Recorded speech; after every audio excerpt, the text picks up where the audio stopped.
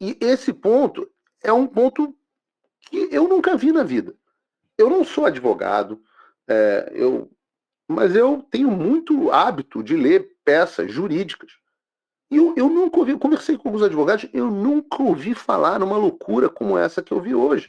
E antes da gente entrar aqui especificamente no que ocorreu, eu quero explorar esse conceito que eu estava mencionando aqui, que é o que se chama de iter criminis, a trajetória do crime, o caminho do crime.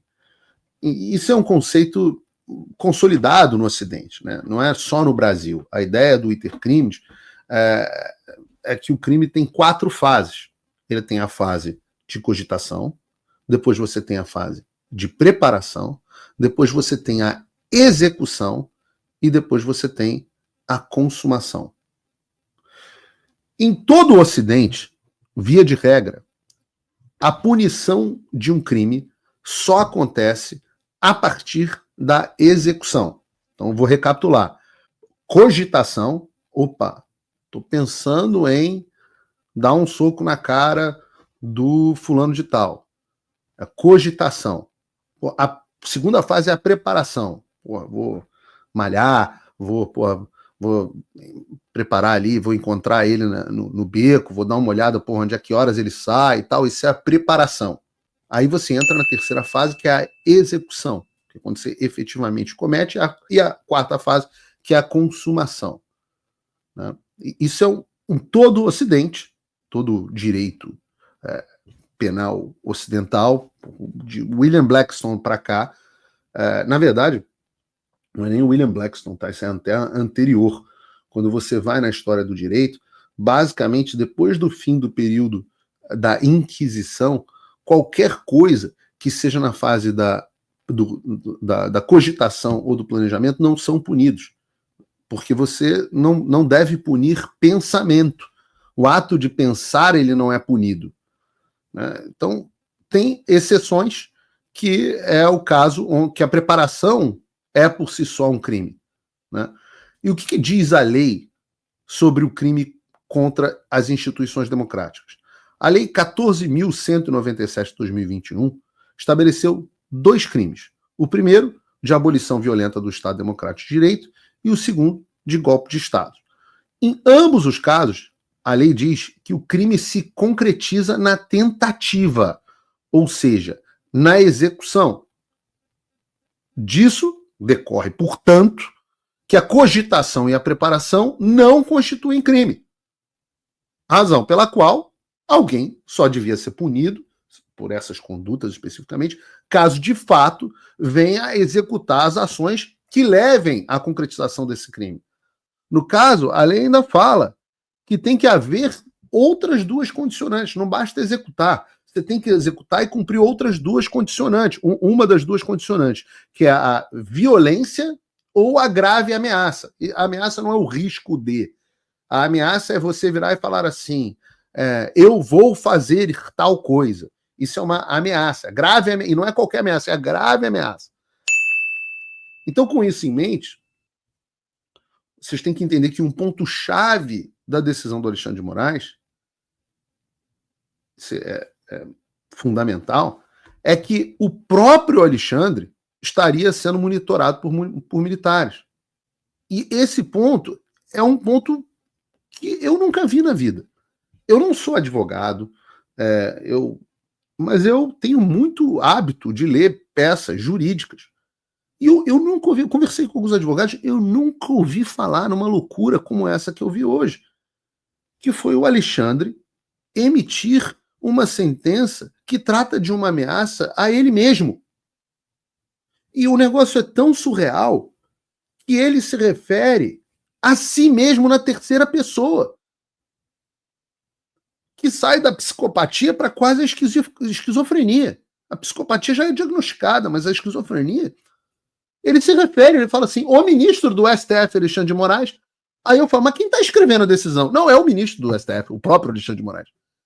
Às vezes se refere ao presidente do TSE.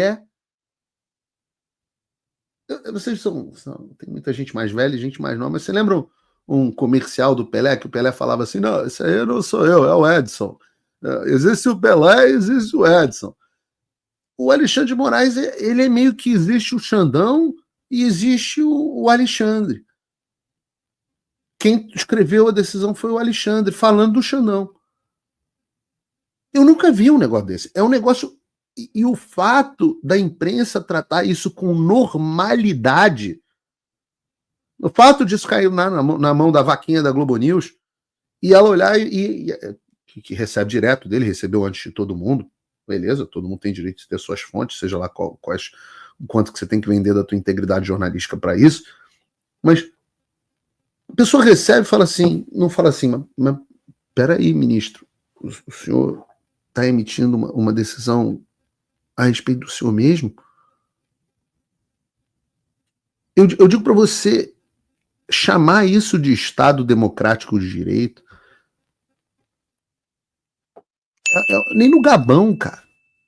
Nem no Gabão.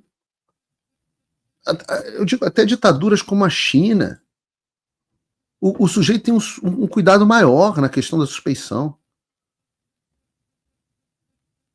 Mas o Alexandre julga inquérito, não é mais a vítima, não é mais o Supremo Tribunal Federal. Ele é a vítima da decisão. Mas será que alguém acha que o Alexandre não tem um interesse no julgamento? Porque esse aqui o conceito de suspeição é esse.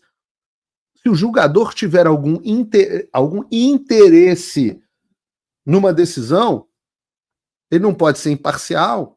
De novo, conceito de julgamento imparcial, baseado do direito acusatório.